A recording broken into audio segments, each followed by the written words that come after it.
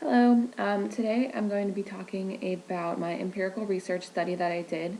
Um, my topic was how do low carbohydrate diets like the ketogenic diet or the Atkins diet affect people's energy levels. I was interested in this because I have a double major in food science and nutrition. I've always been really interested in nutrition and how people's diets make them feel. And I've actually experimented with low carbohydrate diets before, kind of just to see, again, how it made me feel. And I was interested to find some actual research onto why people feel different on a low carbohydrate diet versus, say, a standard American diet, which is higher in carbohydrates and low in fat and medium in protein. So I I did a literature review, and I found that stabilized blood sugar was one of the main things that happened to people aside from weight loss and things like that. Most of the studies included very obese individuals who were pretty unhealthy. So people that didn't have a healthy diet, people that were diabetic, people that were very, very overweight, had cholesterol problems, people that were generally unhealthy and lived an unhealthy lifestyle. And so some of the research that I found was done just on obese diabetics, so people that had out of control blood sugar, so their pancreas and their insulin was not functioning correctly and things like that. And a lot of them just, had heart attacks and heart disease, all types of cardiovascular issues. And when put on a low carbohydrate diet, as opposed to a standard American diet, which, like I said earlier, was a more highly processed diet with higher carbohydrates. The people on the low carbohydrate diet tended to lose more weight overall, usually with significance that they lost significantly more weight when you apply statistics to it. And they also had better cholesterol, so they had lower LDL cholesterol and higher HDL cholesterol, so they had better good and less bad cholesterol, and also their triglycerides normally improved.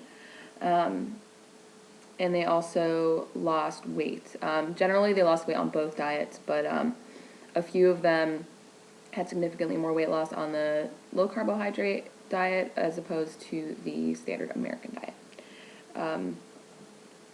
And so that was basically my literature review, and that helped me pose my question of so what actually is causing. A lot of people reported having more energy on a low carbohydrate diet, and I wanted to know what the actual mechanism behind that was.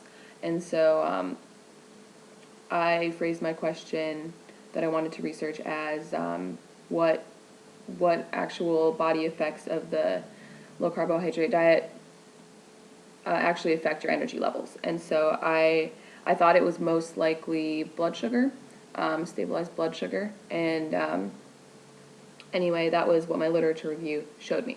So then I go on a website called reddit.com, reddit.com. It is a really, really big, basically discussion forum, and they have all types of little subcategories called subreddits. A lot of them are about diets and fitness you could get into, and there's one called Keto, which is Keto. It's about the low-carb Atkins lifestyle, and it's one that I frequented a lot, and there's thousands of people actually on the subreddit. And so when I wanted to do a survey, I went to this Reddit, and I used SurveyMonkey, and I surveyed 100 people from this kind of discussion forum, and I asked them questions, demographics questions. So I found out a majority of the people that responded were between 18 and 34. It was half men and half women. And I asked them questions like, how long have you been on a keto diet, and what kind of effects, are you experiencing, and does it affect your workouts, and all these things like that. And I found that about most of the people were on the diet from 0 to 6 months. And that 3/4 of the people that I surveyed, I think it was about 72% of people, actually reported an increase in energy levels. And I asked questions such as, why do you continue to stay on the diet, and I had a fill-in-the-blank answer, and most people reported just that they were feeling better, so a general overall health, you know, better health experienced by a majority of these people. And so the takeaway message that I found was that a lot of the people reported, you know, an increase in energy levels, and that's kind of supported by the research that I did that had stabilized blood sugar levels, and a lot of the people that reported better overall health also cited that their blood sugar was under control and that they weren't having crazy sugar binges and crashes, and their energy levels were stable throughout the day. They didn't need as much caffeine. They didn't need anything like that. So that's about the what I found out through my empirical research study. I had a couple limitations, as in I didn't actually meet any of the people that I surveyed. They were all anonymous on Reddit, the discussion forum.